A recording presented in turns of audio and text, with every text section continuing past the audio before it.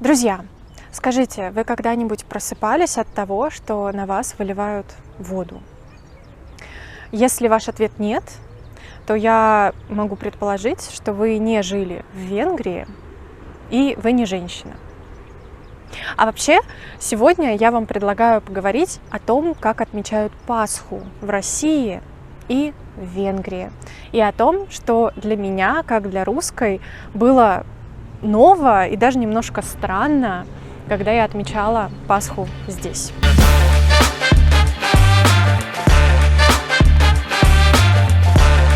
В этом году, в 2023, Пасху в Венгрии отмечали вот на этих выходных 9 числа, а точнее жуки.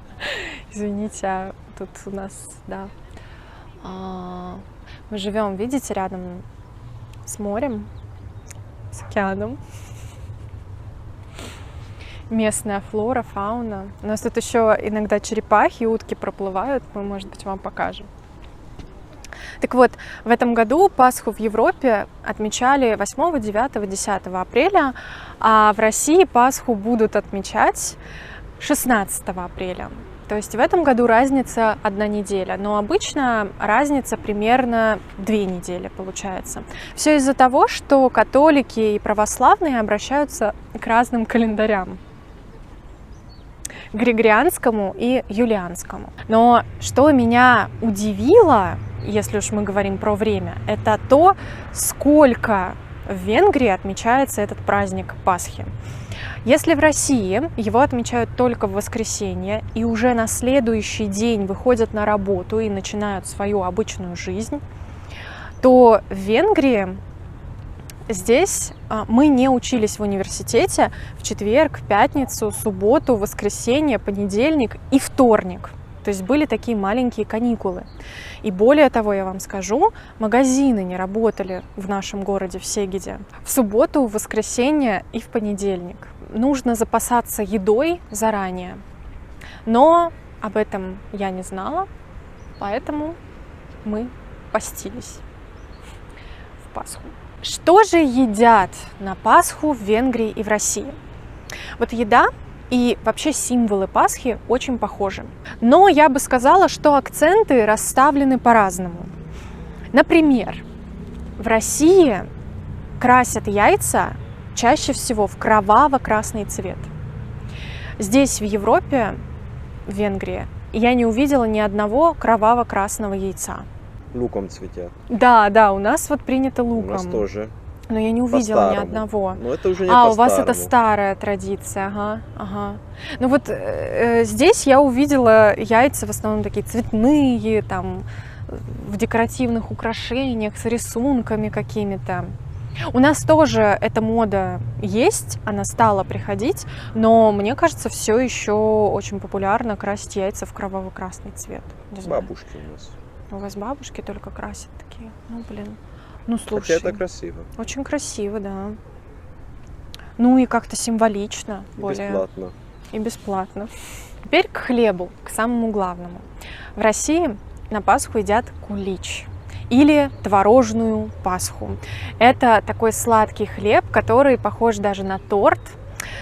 Сверху он украшен белой глазурью с разноцветной посыпью. И иногда там есть буковки «Христос» или там «Христос воскрес», например. А здесь пасхальный хлеб, во-первых, называется колач. Во-вторых, он может быть сладкий, а может быть не сладкий, соленый, например. И по форме он совершенно другой, он выглядит совершенно по-другому. Теперь к самому веселому и интересному, к игрищам пасхальным. В России есть такая традиция биться яйцами. Вы вот утром просыпаетесь в воскресенье, говорите друг другу «Христос воскрес», «Воистину воскрес», целуетесь 3 раза и садитесь завтракать. За завтраком берете яйцо и бьете его о яйцо другого человека. И выигрывает тот, чье яйцо оказывается крепче. Выигрывает — это значит, что его ждет удача весь год. Вот. Кстати, Я в своей жизни очень редко выигрывала эту битву яйцами. Чаще даже, я бы сказала, проигрывала. Но там есть один секретик. Если вдруг будете биться яйцами с русскими людьми, берите яйцо и поворачивайте его от себя острой, тоненькой, маленькой стороной. И важно ударить первым. Вот, если вы ударяете первым, то больше у вас шансов, что вы разобьете яйцо соперника.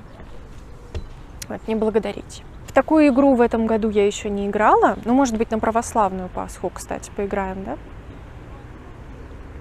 Ну все. На утку лучше посмотрим. Здесь, друзья мои, здесь в Венгрии, я имею в виду, есть другая забава на Пасху. Здесь считается, что девушка – это цветок. С чем я, конечно, не спорю. Еще считается, что цветок нужно поливать. Следите за логической цепочкой, из всего этого следует, что девушку тоже нужно поливать, ведь она цветок.